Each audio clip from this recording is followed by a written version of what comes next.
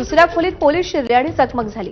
पोलिसांनी गोळीबार केला। काचेचा दरवाजा पोलिसांनी फोडला। पोलिसांनी फोडलेला दरवाजा संबंधित मुलीच्या आजीला लागला।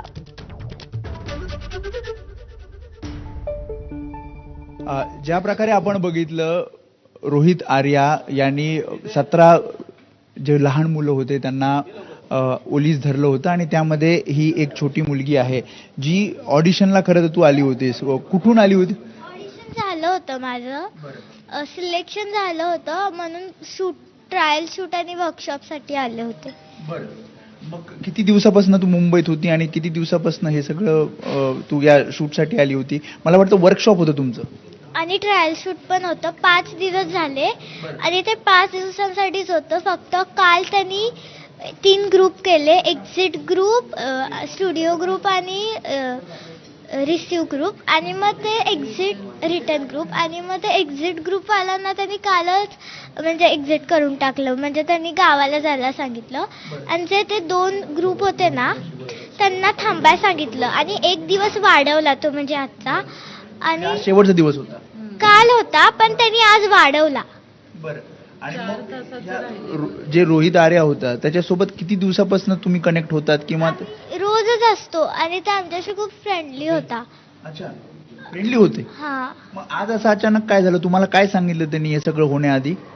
आम्हाला डायरेक्टली वरती पाठवलं आणि थोडा वेळ त्यांनी डोर उघडा ठेवला होता आणि थोड्या वेळानंतर त्यांनी डोर क्लोज केला आणि मग डोर क्लोज केल्यावर आम्ही थोड्या वेळानं त्यांना विचारायला लागलो काय झालं, वॉशरूमला वगैरे जायचंय।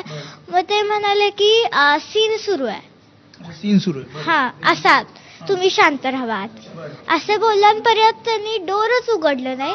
मग थोड्या वेळाने आम्हाला खालून आमच्या पॅरेंट्सचा जोरात रडताना आवाज आला। मग आम्हाला वाटलं काय झालं। मग माझ्या आजीने माझ्या आईला खाली फोन लावला।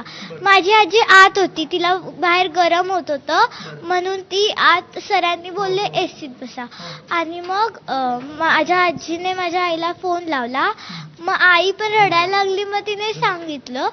मग आजीने आम्हाला सगळ्यांना घेऊन एका रूम मध्ये बसवलं आणि ती आमच्यावर लक्ष ठेवत होती। ते बॉम्बचा एक हे होता आमच्या रूम मध्ये। तुम्हाला काय केमिकल लावलं असं काही केलं त्यांनी? नाही, फक्त गन होती त्यांच्याकडे? हा, गन होती फक्त, बाकी काही नाही केलं। गन कोणाला दाखवली किंवा असं काही भीती दाखवली? फक्त अशी ठेवलेली, जास्त बोलला की काय तर करणार असं बोलले। म्हणजे मुलांना तुम्हाला? आम्हाला एक खाली नेत होते। पॅरेंट्सला फोन करायला सांगितलेलं त्यांनी आणि त्यांनी आम्हाला सांगितलेलं की आम्हाला न्यायला यायचं असेल या, त्यांनी पैसे द्यायला सांगितलेले पॅरेंट्सला आणि मग आम्हाला सोडणार होते। ते कोणाला गन दाखवली होती? सगळ्यांनाच दाखवली होती। तुम्ही घाबरले?